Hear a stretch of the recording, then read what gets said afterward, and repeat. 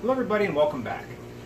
Since today I'm preparing some water for my water changes tomorrow, I thought maybe some of you might be interested on some of the things that I use and how I prepare my water. Everybody does it just a little bit different, so if you're interested on how I do it, stick around.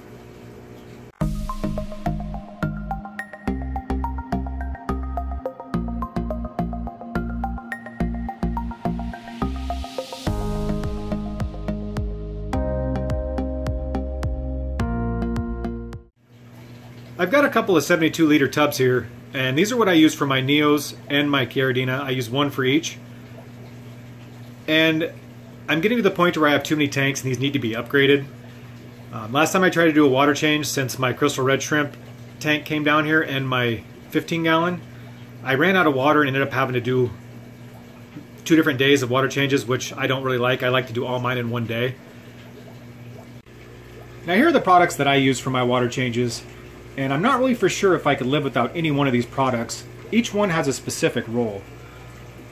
And this is a TDS meter, and it's made by HM Digital. I have a couple of these.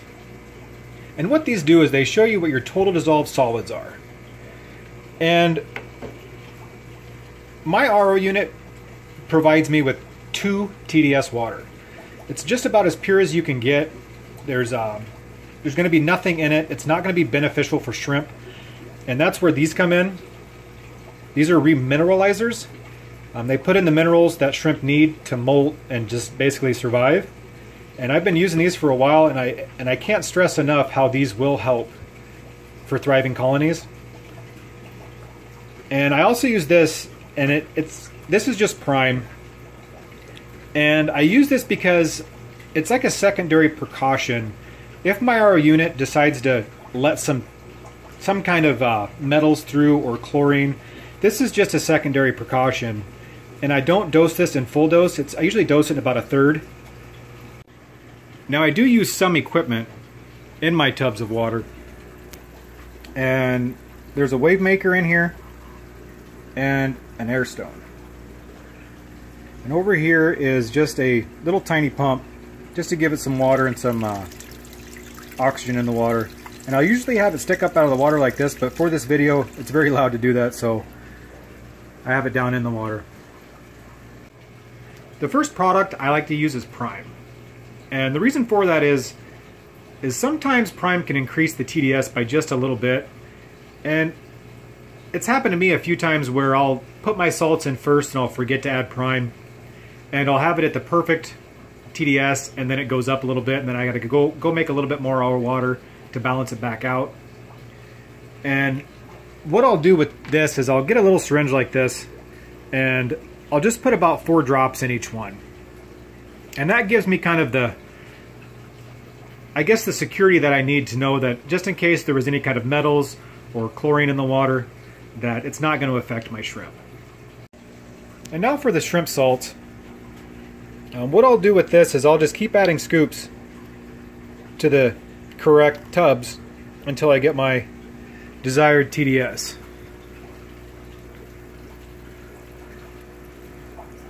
Now I've already added a couple scoops to this, and now we're going to check what the TDS is.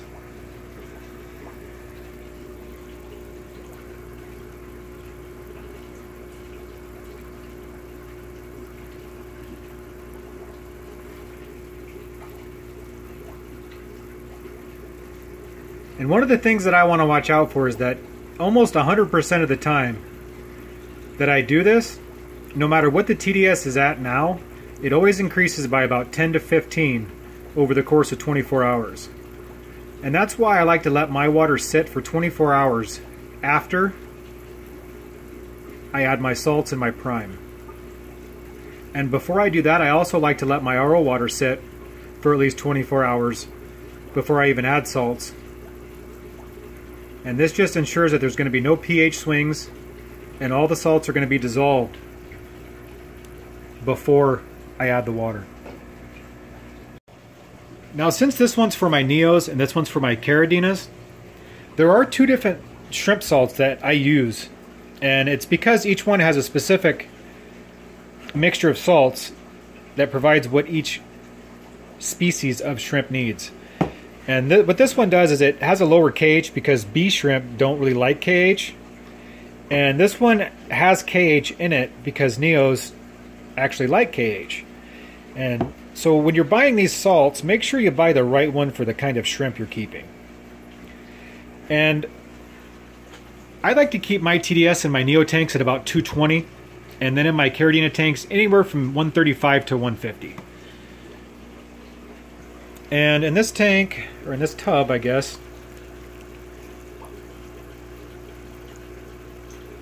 so that should rise to about 205.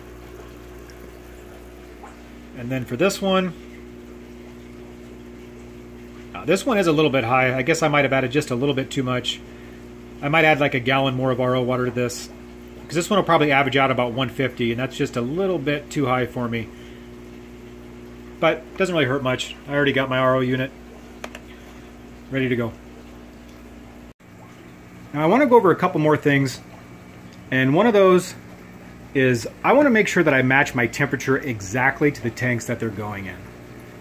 And the reason for this is if you alter the temperature in an abrupt period of time, it can cause molt in the tank.